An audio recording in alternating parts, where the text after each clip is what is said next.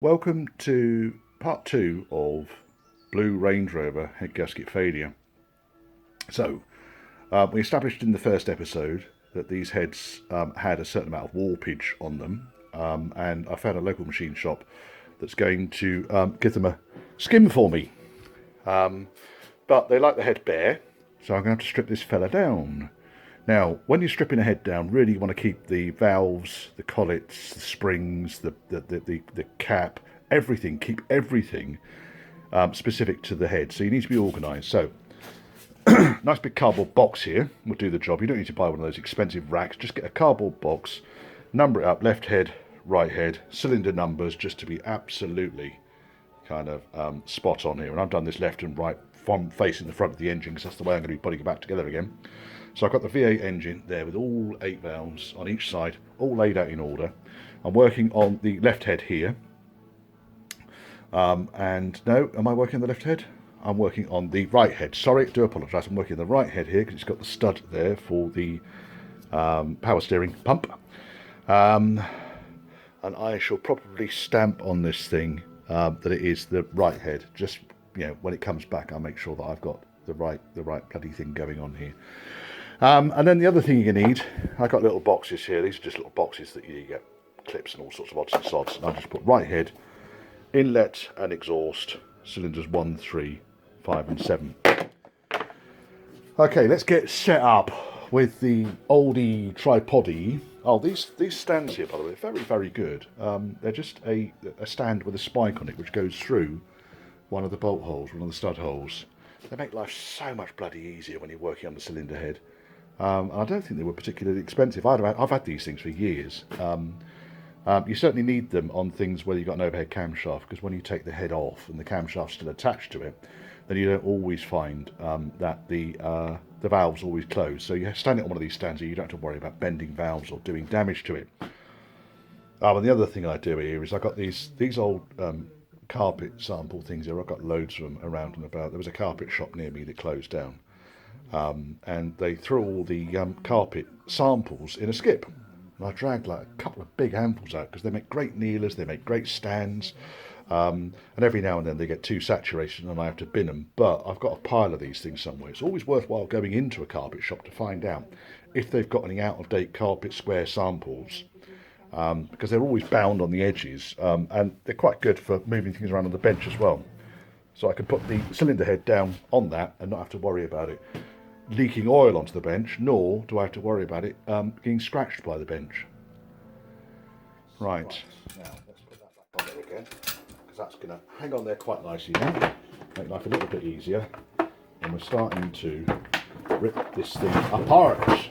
Now, on the valve, he's on the seat, and then we squeeze the handle together. Now these things can be a bit on the tough side sometimes, but there we are. Now what we'll do is we will see if we can loosen these collets, because they should come out.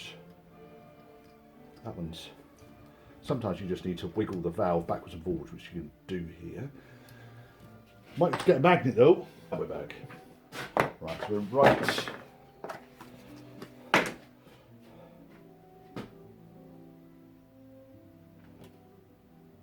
So one's in exhaust.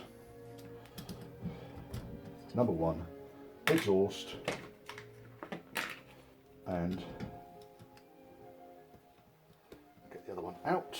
These little collet things here, they're ever so easy to... I can replace them, but they just look like that. And all you do is you drop that down against the valve, and it locks the valve against the valve seat. So now we've done that, we will release the tension on the spring and take the valve compressor off, and then off comes the spring and its seat, which just about fits in the box. Yeah, and the valve comes down, and there's the valve. It's not in bad shape, that. Right, and the valve can go in the box, like that. There we are, the valve goes in the box. Let's put the box at the other end so you can fucking see the shit. Right, and then the only other thing we've got on here is there's an oil seal on the top here. That's going to get replaced. It may be completely fucking hard. It is completely fucking hard. I will need to take these oil seals off. I've just knocked the bloody spring off it for now. But let me get these valves out first of all. So we go for the next valve, and then I'm going to time lapse this lot because you really don't want to see me doing each fucking valve and talking through it because they are dead straightforwards.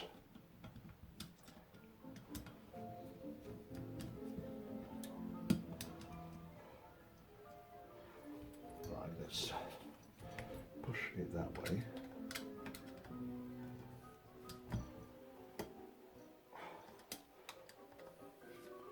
Come here, bastard, get off, right this off. Sometimes a little magnet helps because it just hooks onto them.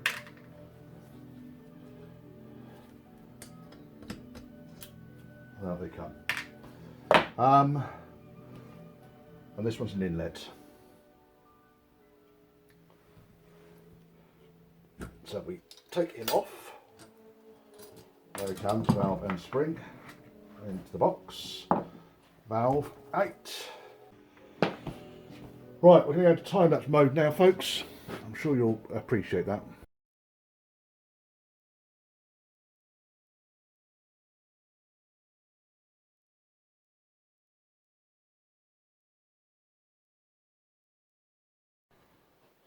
Being a little bit of an arse here, because I thought this was the left head and not the right head. So what I've actually done is I've taken all the valves out and put them in reverse order here.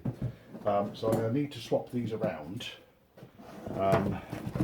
Because basically when the left-hand head was on the top there and I started working from left to right, I actually started on cylinder 7 and ended up at 1. So I've got all these valves in back to front, which is easy enough. Just swap the fuckers over. And that won't be too much of a problem. Now we've got the valves in the right order, and of course the box is now in the wrong fucking order. I shall remember this when I'm putting it all back together again. But what I'll do is I'll just write on the box here that these are back to front, and then that will make life tolerable. Tolerable. These little fellas that you saw me flicking off, these are the oil seals. These are hardened. They're worn out. They generally prevent oil from slipping down the valve stem and make the thing a little bit more oil tight. Right, now where's Penny McPenface? Penny McPenface has disappeared. It's been taken up. Right, we'll go back to time lapse on the other head. On this head, this is less of a problem because we're looking at the left head now. This is the first head I took off. This is the one with all of the... Sorry. It's because my left and rights are getting fucking wrong, isn't it? So what we'll do here is we need the pen. There's the pen, front.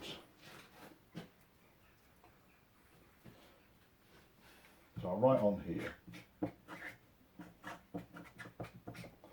And then through again. That then matches up. That's now 7, 5, 3 and 1. Okay, so that's correctly labelled up the springs and the collets. Happy enough with that.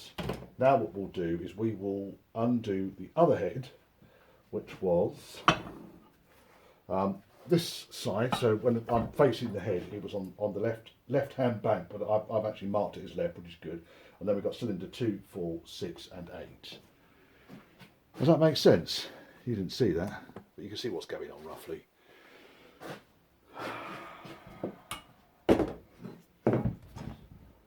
And that was all caused because when I started videoing this, I thought I had this head on the stand and I didn't.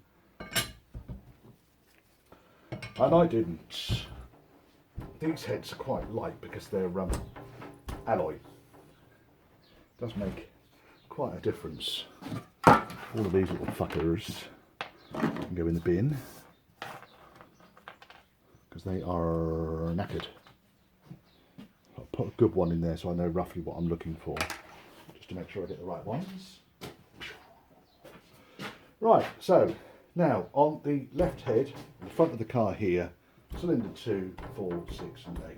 Alright, and that was the back of the head where the stupid wires and everything else were all connected up. So, again, we crack on. Sometimes, by the way, just using this tool, if you find you can't get the collets out, you can tighten up the spring on the bottom there, and it will wind the spring down a little bit further. Right, back to time lapse.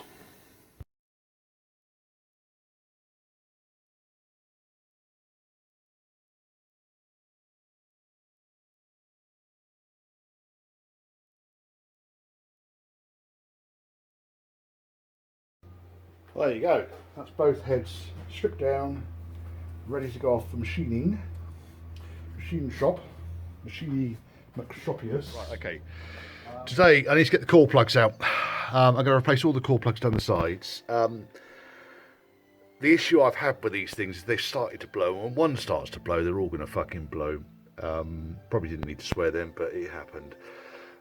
So I think what I'm really going to do, the first thing I'll do is I'm going to get these exhaust manifolds off, because it will make sense to actually fix those to the heads before they go in, which I can do. That's not really a problem. It just makes life easier. When you've got the heads off on the bench, you might as well put the exhaust manifolds on as well. So I'll get the exhaust manifolds off, and then it's a case of trying to find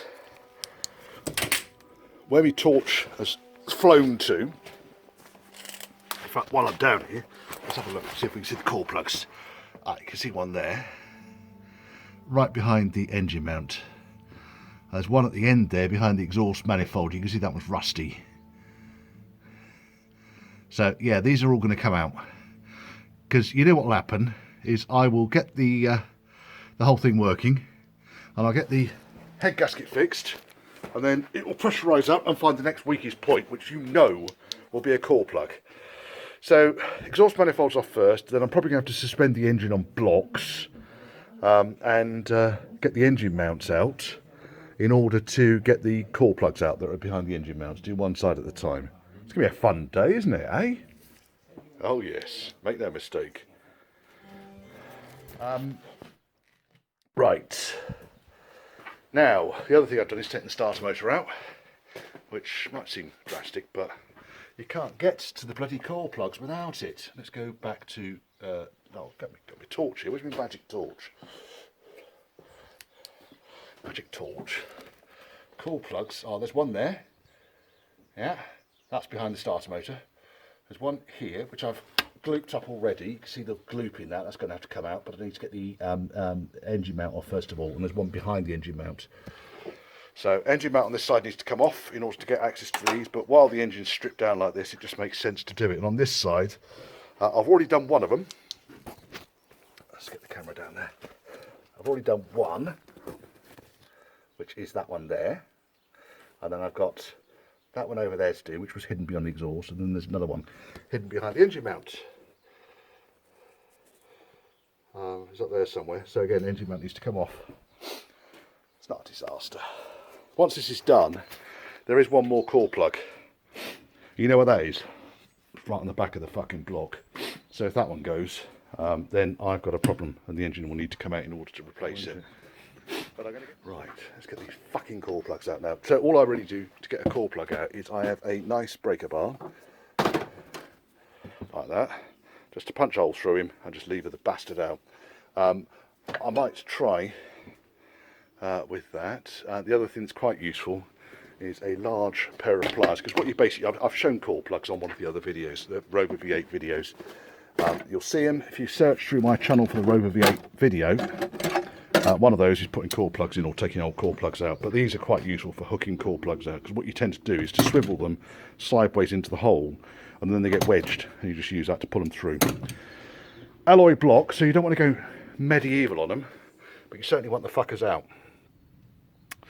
Right, fun and games. Now, the problem on this side is I'm going to have to do them from above, because I can't access from below, because the exhaust and everything's in the way. And now, if I can't do them from above, then I'm going to have to take the exhaust downpipe off. Oh, by the way, because I've taken the manifolds off, I have wedged some paper in the top of the exhaust downpipe, and put a glove over the top, both sides. You really don't want to be dropping nuts and bolts down in there, which will destroy your catalytic converters in no time at all. Right. Although you can, of course, get them out by, if you drop one in there, you can get them out by taking the manifold off and tipping it upside down. But at the moment, I don't have plans to do that. I'm going to see if I can do it without removing that. Now, that's a big piece of foam insulation there over the top of one of the connectors for the aircon. Move the aircon pump right out of the way. So I think now I just need to stop gabbing on about it and get on with the fucker, don't I? Hey? That's what needs to happen now. Anyway, this one, as I was just saying, that's the first one out. That was the one that behind the starter motor. There is hope. I certainly wasn't able to puncture it, which is good news, isn't it?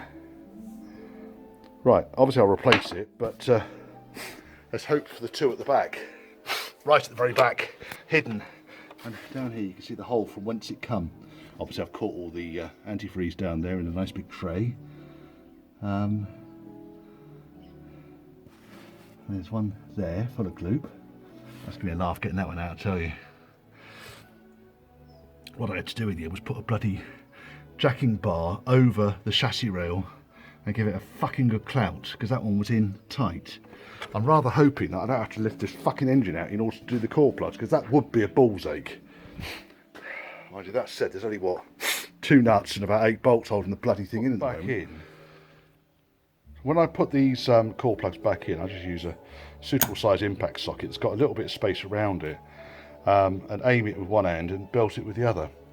Obviously with the state of hands and so forth, I might end up just putting a on the end of it to protect hand, or I might even use a long socket. I've got some long impact sockets in there. Not in there, in the other box it's got long impact sockets. In fact, let's just go and get one now, because then I ain't going to forget, is it? There we are. Right, radio off. Oh, yeah. No. He'll do it. He'll do the job nicely, because what you don't want to do, you see, is bang it in, it peens the ends over slightly, and you end up with the socket attached to the engine, and you can't get the bloody starter motor back in, because that would be a balls ache. So now it's just a case of wanging that back in again. I can't video it because I can't get the camera down there, and all you're going to do is see the back of my head and listen to me swearing. This caliper. One. Back in.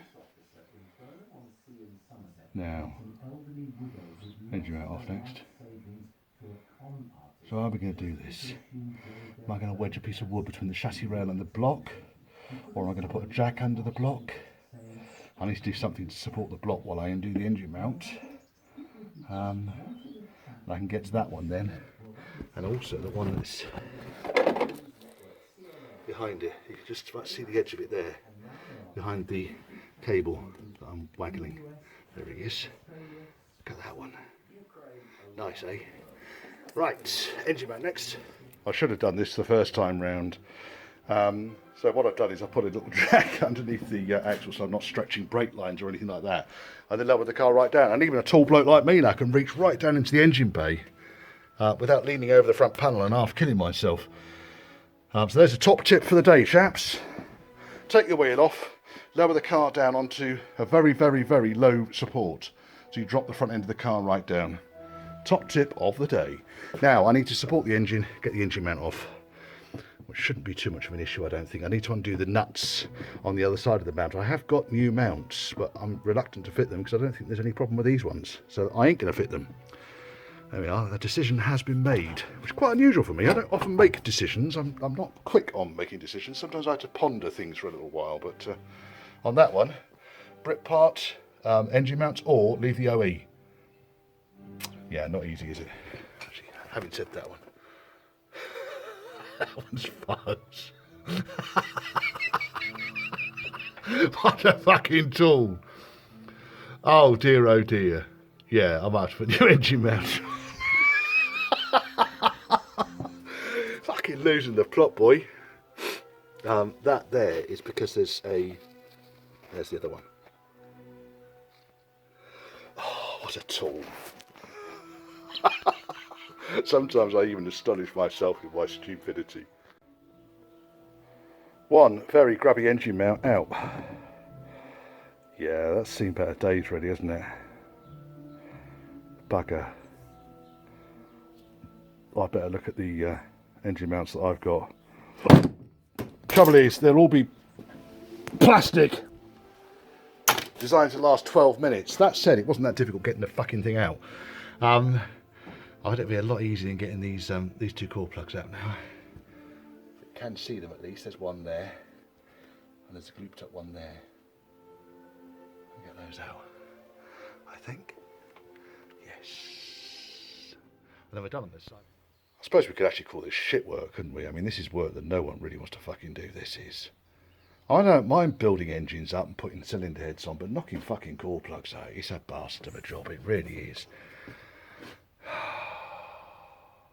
I hate doing it. That said, I need to crack on with this. And then when these core plugs are done, it's done. And I can rejoice in that fact. It doesn't make it any easier though. It doesn't make it any more fun. These ones on this side are going to be a little bit easier. That's why I did the tricky side first, because at least I can look forward to this side having a bit more access, because there's no steering box, there's no... the exhaust is further back, and also there's no intermediate steering shaft or fuel lines or anything else in the way. This side is much easier. Always start with the difficult side, because then your life will improve as you go through the job. This is the one that I glooped up, and the gloop had actually held. You can see why it needed glooping up. It has actually corroded quite badly, this one. I don't know why this one's so much worse than the other one. I'll get them all lined up in there. That, suffice to say, was a bastard to get out. There was no easy access, and it's right in the middle, down here. That one there. So I'm just going to put a new core plug in that. Then this one, jinxing it, should be moderately easier. And then I'm done on this side. Pissing thing. Like I say, shit work. Yeah, that one, you can see even there. Whoops. Oh look, the gloops come out of it now. That's good. That's yeah, you can see there's quite a few holes in that actually. There's rusty holes and there's punched holes. So that one was certainly tired. Blooming thing. But this stuff was just like a heat resistant, liquid resistant putty, and I just wedged it into the cap, just to give me some time, buy me some time, until I could actually gain access to it. And to gain access to it, then I needed the exhaust out of the way, I needed the engine out of the way, and also the aircon pump out of the way. So there's quite a lot of shit to get out of the way in order to get to that one core plug. But you have to do almost exactly the same amount to get the last one out. Stupid thing. And this is the last one. You can see this one was particularly distressed. It took no real effort to punch through that, but it was solid and not too rusty. I just think it was a thin core plug, but you can see it was a bastard to get out. Right, let's put this one in, and I can put this side back together again. And I'm going to go have a fucking cup of tea, because that's knackered me, that has. Really has. Fucking thing. Oh, there you go. 3 new core plugs. As easy as that. Right, just one more side to go. Was that one in tight enough, or is it just... Yes, it isn't tight enough. But what you don't want to do is see have the thing hanging over the edge, and it's not. Might be about 1 millimetre. I might just tap that one a bit further. But I'm very careful not to bang them right the way through, you see, because that would be a ball's ache. But they all went in quite snug, and they're all rust free. And the old ones, you go in the scrap bin. That's hold there as well, isn't it? I don't think that one was long for this world. I think when I sealed that one up, if the head gasket hadn't have blown, that one would have blown. Right. Okay. Let's put starter back in, engine mount back on. Oh, I need to get hold of engine mount, don't I? fucking thing. Yeah, that's gone. I haven't got any engine mounts. I thought I had some engine mounts, but I don't. I'll go and double check the unit, but I've had to temporarily reinstall the old engine mount. Easy enough to get it back out again though, because I want to work on that side and I don't want to leave it unsuspended. So I'm going to put the starter motor back in. Now the engine's back in a safe position. I really don't want to be trapping my fingers. But the heat shield for the starter motor protects it from an awful lot of the upward heat from the exhaust. Was broken. It was snapped along there, so I just repaired that. Look at that. I'll do the job, won't it? Right, so that's going to go back on. Starter motor's going to go back in. That's a relatively new starter motor anyway. It's just got some crap and stuff on it. It works fine. They're not too bad to get these things. They are accessible. You don't have to take the exhaust or anything off in order to get the starter motor out. You just need very, very, very long extension bars to go past the front of the engine, and then they fit beautifully. Of course, with the heads out of the way, they're a piece of piss, because you haven't got any exhaust manifold or anything. Right, let's put this fucker back on. Anyway, this whole thing on this side of the engine is absolutely coked with power steering fluid, because I know that the low pressure hose was leaking for a while before I noticed. It's absolutely caked in it. It's not engine oil, it's power steering fluid, which is a pain in the balls. These two big pipes here, they're for the automatic gearbox cooler. So I'll do this front one, put the engine mount back on again so it's safe to do the back one, because I'm going to have to go underneath to do the back one. I don't want the engine supported. And fingers are starting to hurt, so I'm going to put a plaster around it and protect it, because I must have bashed it a couple of times. Anyway, bollocks to that. All done. So 3 down each side. That job has taken me, believe it or not, 4 hours. Like I say, shit work. Let's go and have a look at them. That's torch face. And the weather changed as well, which really didn't help me. You can see that one behind the engine mount. Let me direct the torch, so the torch has got, so you can see that one there behind the engine mount. And then that was the one that I'd already done and accidentally knocked it out, so I had to do it again. And there's the last one over there. All done. Better not fucking leak now. Right, I could put the gearbox pipes back on again. Actually no, I can't put those on until I've done the engine mounts, because the engine mount bolts sit behind. It's a bizarre fucking way of doing it, I tell you. Right, so that has done the shit work. Now we've got more shit work to do. I need an apprentice really to do all this fucking shit work for me.